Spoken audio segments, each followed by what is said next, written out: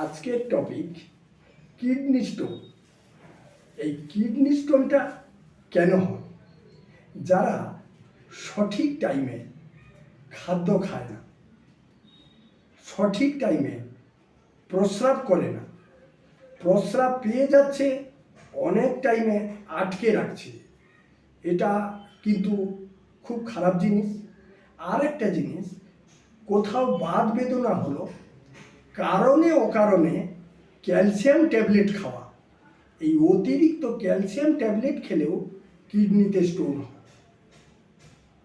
এই কিডনি স্টোনের ভালো হোমিওপ্যাথিক ঔষধ আছে, সুন্দরভাবে উপকার হয়ে যায়। কিন্তু আর একটা কথা, কিডনি স্টোনের পাশাপাশি কিডনির পাশে যদি কারো ম্যালিগন্যান্ট টিউমার হয়, সেটা কিন্তু বন্ধুগণ কিডনি ক্যান্সারে পরিণত হয়।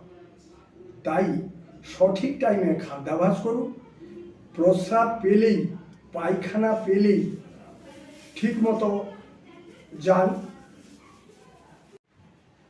এই কিডনি ক্যান্সারের আরেকটা লক্ষণ পাওয়া যায়, প্রস্রাবে রক্ত যাওয়া এবং যন্ত্রণা হওয়া। তাই বন্ধুগণ সঠিক টাইমে খাদ্যাভ্যাস করুন, আর প্রস্রাব পেলেই যেতে হবে সঙ্গে সঙ্গে, এবং প্রপার হোমিওপ্যাথিক ট্রিটমেন্ট করা।